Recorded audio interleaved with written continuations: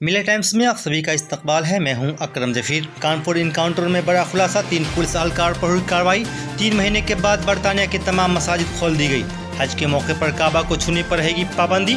Corona positive صحافی نے AIIMS میں چھلانگ لگا کر خودکشی کی۔ اور بھی بہت ساری خبریں صرف ملے ٹائمز پر۔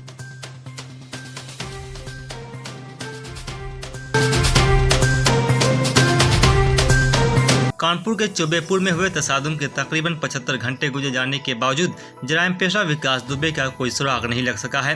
اس معاملے میں لاپرواہی برتنے والے 3 مزید پولیس اہلکاروں کو معطل کر دیا گیا ہے۔ 8 پولیس اہلکاروں کو شہید ہونے کے بعد پولیس کی کئی درجن ٹیمیں اس کی تلاش میں لگ گئی ہوئی ہیں۔ کانپور کے senior police superintendent Dinesh Kumar نے بتایا کہ ڈیوٹی میں لاپرواہی کرنے پر چوبے پور کے سب انسپکٹر کنول پال، سب انسپکٹر کرشن کمار کے شرما اور کانسٹیبل راجیو کمار کو معطل کر دیا گیا ہے۔ جیسے ایسے معاملے میں جانکاری مل رہی ہے، لگاتار کارروائی کی جا رہی ہے اور سبھی تھانوں کی ٹیمیں الرٹ ہے۔ ہندوستان اور چین LAC سے فوجی دستے پیچھے ہٹانے پر متفق ہوئے۔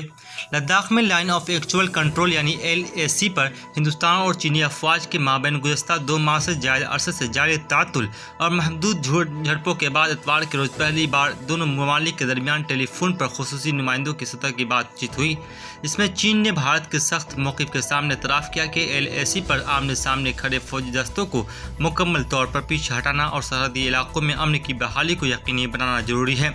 سرحدی معاملے پر ہندوستان اور چین کے خصوصی نمائندوں، ہندوستان کی قومی سلامتی کے مشیر اجیت ڈوبھال اور چین کے وزیر خارجہ وانگ یی نے اتوار کے روز ہند چین سرحد کے مغربی سیکٹر میں حالیہ واقعات کے بارے میں کھلے طور پر تفصیلی بات چیت کیا۔ برطانیہ میں 3 ماہ کے لاک ڈاؤن کے بعد تمام مساجد کو نمازیوں کے لیے کھول دی گئی ہے۔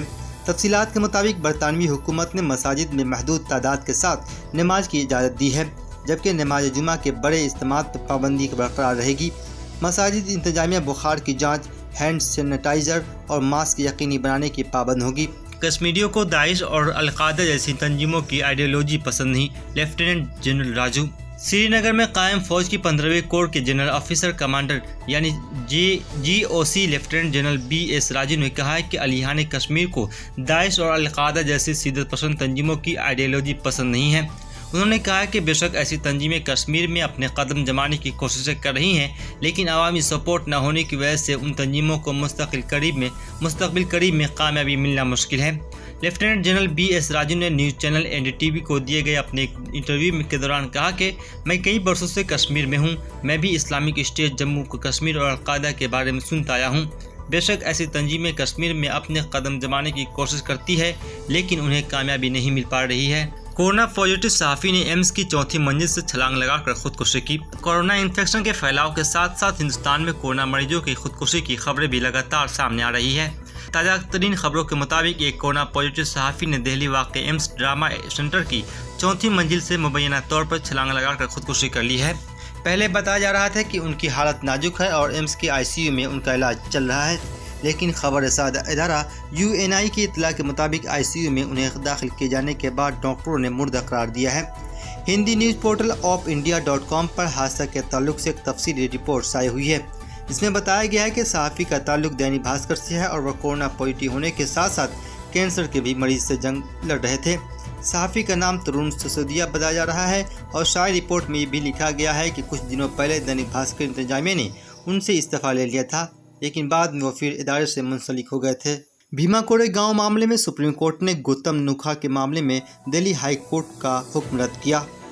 سپریم کورٹ نے پیر کے روز مہاراشٹر کے بھیما کوڑے گاؤں معاملے میں دہلی ہائی کورٹ کے اس حکم کو رد کر دیا ہے، جس میں اس نے قومی تفتیشی ایجنسی یعنی NIA کو ملزم گوتم نوکھا کو دہلی سے ممبئی منتقل کرنے سے متعلق پیشی وارنٹ ریکارڈ پیش کرنے کی ہدایت دی تھی۔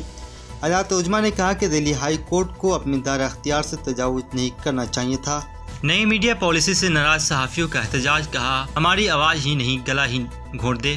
جموں کشمیر کے گرمائی دارالحکومت سری نگر میں پیر کے روز صحافیوں کی ایک گروپ نے حکومت کی نئی میڈیا پالیسی کے خلاف احتجاج کرتے ہوئے اس کو فوری طور پر واپس لینے کا مطالبہ کیا ہے۔ پیر کے صبح صحافیوں کی ایک گروپ نے یہاں جموں کشمیر میڈیا گولڈ کے بینر تلے مشتاق پریس انکلو میں جمع ہو کر میڈیا پالیسی، جس کو حال ہی میں نافذ کیا گیا ہے، کے خلاف احتجاج کیا۔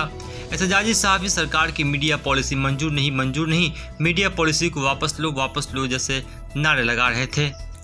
हज के मौके पर काबे को छूने पर रहेगी पाबंदी। सऊदी कौमी मरकज बराए बीमारी की रोकथाम और कंट्रोल ने कोरोना वायरस यानी कोविड-19 के फैलाव को रोकने के लिए हेल्थ प्रोटोकॉल जारी किया है। इसके मुताबिक हज के दौरान इस साल काबा को छूने पर पाबंदी नाफिज होगी। बांग्लादेश की वजारत मजहबी अमूर ने पीर के रोज जारी एक बयान में कहा है कि हज के दौरान आजमीन के दरमियान मीटिंगों और मुलाकातों पर भी पाबंदी आयद कर दी गई है।